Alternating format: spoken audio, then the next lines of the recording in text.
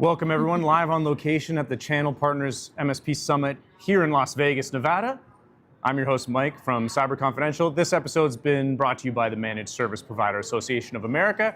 I'm here with Amy Slater from Innovative Events. Amy, welcome to the show. Thank you for having me, Mike. What are you doing here at the Channel Partner Summit? Yeah, so I am actually helping the MSPAA as we gather some MSPs to join the association. And then I take that hat off and I work for Cyber Tech Connection. I'm trying to acquire some clients, network, meet some people. And then you take off that hat, and then I also do my role with Innovative Events, where I do events and marketing. All right, we are at an event. We are marketing right now. So this is kind of in your wheelhouse. Tell us exactly what Innovative Events does. Who do you serve? What type of problems do they have? So Innovative Events does all the marketing for even whether it's a startup business to one that's already established. So we can get you from start to finish. Then we also do the events, whether it's the planning and coordination down to executing it and being at the event to thereafter, what do those metrics look like and what are we going to do next? Okay, so give us an example of one of the most recent clients that you served. Yeah, so actually currently we have a client that's in sales. He wrote a book, and so we are doing 10 podcast series with him. Mm-hmm. And we're Sales book. Yes. We love talking about sales. All right, give us the whole scoop here. So the author had a previous, had the career in sales. Now they're writing the book on their experience. Yes. Okay. Well, no. So the book is really more about the type of salespeople there are, like farmers versus a hunter. So he goes in descriptions of the different type of salespeople and his opinions and experience of what is the best in sales and how to do that and reach your clients, bring them to you. Okay, who's the intended audience? Well, I mean, in sales, you can almost hit anybody. What industry was the author in?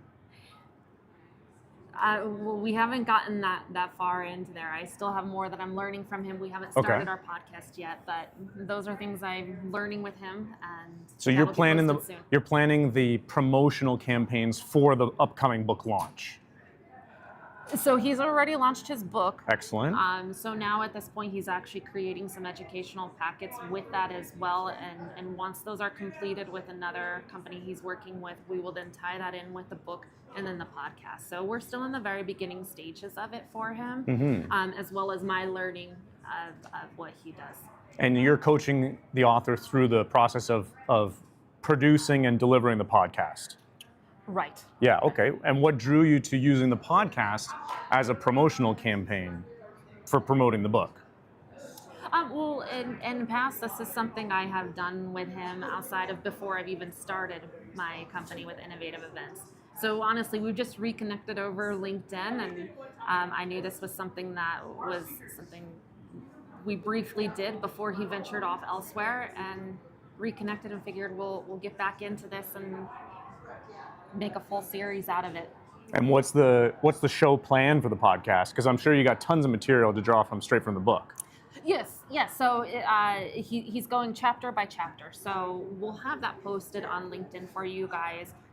Chapter 1 will be episode 1 of the podcast. We start on April 3rd of this year. It's coming up soon. This is a week and a half. Yeah. Okay. Yeah, so we'll do an introduction, warm up the audience, get some people in to watch the show.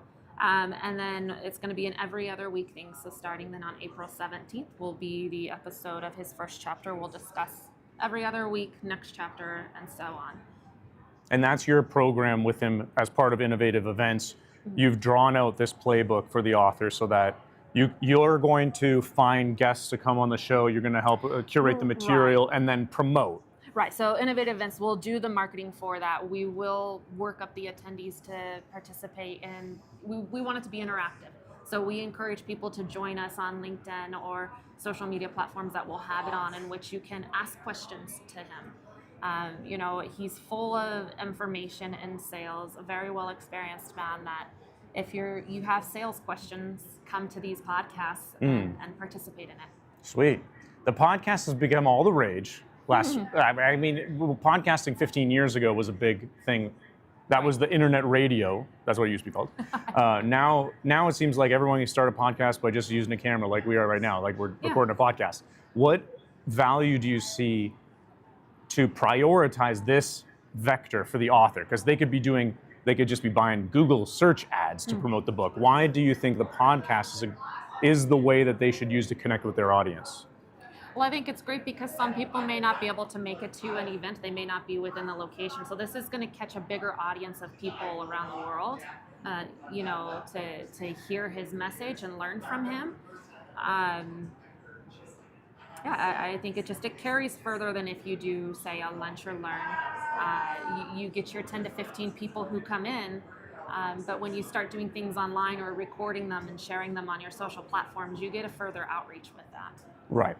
And you get reusable content because you're recording. And you're touching people's brains in different ways, because some people like listening, some people like watching, some people like reading.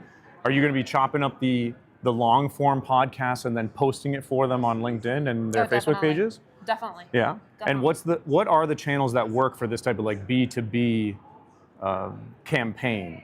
Facebook, Instagram, TikTok. Is TikTok within your scope or mostly LinkedIn? LinkedIn has been my biggest one for innovative events, but within each different industry, that changes, right? I have K4CO Radio that I partner with, and their biggest channel is Instagram and Facebook. So it's really gonna be seeing which industry that ties in better. And for him, I would say LinkedIn is gonna be a big one, YouTube and Facebook. I don't really use TikTok. Not to say that won't happen in the near future, but we utilize the YouTube, LinkedIn, Facebook. For the MSPs listening, you're probably tickling some of their curiosity on whether they should be thinking about video content or a podcast as a way for them to reach out to more of their prospects. What's your take on that? No, definitely. And especially when you come into these events, these conferences, you're seeing all these different media groups and those such as yourself who are out here doing these podcasts, right? I was just walking down the escalator there and I ran into someone else who was on their camera doing it themselves. It's a huge outreach to a much larger community when you can get online. Right. I find like when you tell someone that you have a podcast, they immediately assign a lot of credibility to you because they think, wow, that's a big deal. Yeah. The reality for those of us here on this secretive call is to have a podcast, you really just need to record like 15 seconds of anything and then say it's a podcast episode. Because that's how I started with this Cyber Confidential podcast. I was just recording videos myself. Right. And instead of saying that I'm posting videos on YouTube or LinkedIn, I said, this is a podcast episode. And then all of a sudden people started saying, oh, I heard about your podcast. And it just sort of snowballs the credibility. So the empowering thing to the MSP hearing this and thinking, I don't have time to start a podcast. Well, if you record one video, that's podcast episode number 1. Right. Well, and it could be a short blurb, some good information that then later down the road you can, throw on your social platforms to say, hey, come and connect with me on a podcast that's maybe an hour long. And you can divulge further into the conversation of whatever information was being shared in that short blurb. Yeah. So it's an open door. It catches people's interest. Now draw them in and do something longer that you're teaching them to benefit their business. All right, let's keep pulling on this thread. Let's brainstorm, what would you recommend to a small MSP listening this, the quick start guide for starting their podcast and what the objective should be for them? Give us the lowest minimum viable product and what they could consider to be success to make a difference for their marketing. Yeah, I would be jumping onto LinkedIn. You got your followers. I think it's 150 you need to have before then you can start activating it live. LinkedIn live events, yep. Yeah. So get your followers up to the 150, and then after at that point, it really you can start doing some videos yourself at home, even short clips. Start coming to these events and pull out even your iPhone. You start with your phone. Start with your phone. We have like $2,000 worth of camera equipment here because we like wasting money. You can definitely do it on your phone. Yes, exactly. You don't start need on the phone. Savvy tech. Earn the right to waste money on cameras by posting videos from your phone, honestly. Because the video quality is not really what's going to stop anyone from listening. It's what you say. No, not at all. Yeah, what's the message you have? Be authentic, be yourself. And provide some information that has maybe supported you and helped you through your journey, and you'll be more than surprised at how much someone else can relate and connect to that, and then they want to watch more of your feed. What I've been recommending to people, and we'll get your take on this, is that easy podcast material is to call one of your clients, invite them to your podcast. They're going to think it's cool that you have a podcast. Everyone thinks it's cool when they get invited to your podcast, even if it's episode number 1. Right. Okay, so call an existing client, ask them to come on the show, 10-minute video, like 10-minute Zoom recording as the podcast, and you get them to talk about like what's stressing them out at work, about their business, nothing about technology or your MSP. That's a great podcast because it will attract more people like them. Right. And those prospects, like the other accountants or lawyers that you're talking to, will think that you know about their lives because one of their peers is telling your podcast about their life. That's my starter kit. Yeah, no, I agree. Over Zoom. Again, it's relatable, and when they see something, they're like, oh, I've been in that same situation. What did they do? What was their solution? What were their tactics and strategies? So provide that. Share. And then Network. the technical aspect of what you're saying with the LinkedIn Lives, on LinkedIn, you can post video posts. That's everyone's probably aware of. There's a special vehicle called LinkedIn Live Events, which you could stream live. Those people watching this live, you're watching this live, it's being streamed. We're here in Las Vegas, streamed live to LinkedIn. Right. You can also stream pre-recorded videos through a LinkedIn Live event. Yes. That's how I do some of my podcast episodes because I'm not always there live. But the benefit there is LinkedIn promotes it more. It gives you more reach through your first connections. So if you're recording videos and want to do it as like episode number 7, pre-record it over Zoom, and then program it in LinkedIn Live and say this is going to be scheduled to be posted 7 p.m. on Monday, and then it'll come out as the episode. It gives it a little bit more formality, which makes people think, oh, okay, I got to tune into the episode. Boom, there's the quick start kit to creating a podcast from scratch. Zoom or Teams call, existing client, ask them to just dish about the things going on in their job. That's an episode. Oh, definitely, that's perfect. Okay, so podcasts we covered. What other type of engagements do you have with your clients for innovative events? Yeah, so actually event hosting. And I will be working with K4CO Radio. We're looking at the Palooza Festival coming up this summer in Colorado.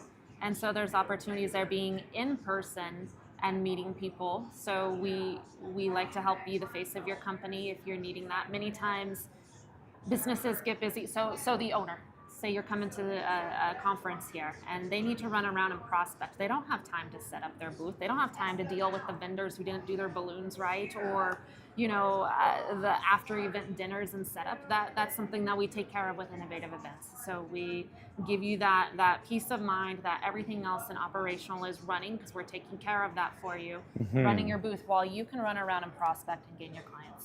Will you, let's say you're working for an MSP, will you find them small business prospecting events that they could go to? Because I think this is the missing part of their strategy. Let's say they want to do more in-person networking events. They don't know where to search. They don't know where to find them, and they don't know how to book them. Will you do an end-to-end thing for them? Definitely, yeah. So we can help you find the events, whether there's a certain state you want to be in or not. We'll provide you different options as well as different budget ranges. And then we do everything from the planning and coordination in the back side of it, whether that's the accommodations, all the travel, the vendors that you're going to need to set things up. What about all the shipment? You got all your stuff that you need to ship to this event. So we take care of all those forefront things. Then coming into the event, we can also take care of getting everything set up, the registration, getting your booth looking as you would like that. And we make our recommendations. It's a team collaboration. I'm not going to just throw your stuff up and say this is it. So we'll work together, getting your booth set up. I'll help run that with you. And then at the end, we'll take a look at those metrics. How well did we do? Did we get enough consults? Did we get any new clients? Because that's what it's all about, is meeting new people. Right, and we've had some successful ones where I worked with an MSP and coming to a conference, we ended up landing a client with 200 endpoints. So that was a huge success for us. You got to be disciplined to get lucky. Sometimes you get lucky, but you got to be there at the event, shaking hands and talking to people in order to get lucky. Yes. Beautiful. All right, Amy Slater from Innovative Events, thanks for joining us live here at the Channel Partner Summit in Las Vegas, Nevada, brought to you by the Managed Service Provider Association of America, where we just broke down 2 great ways to get out there and meet new prospects, start your own podcast, Zoom calls, and LinkedIn Live events, and book little in-person networking events where you can meet new people and get new deals. Amy, thanks for being on the show. Thank you for having me.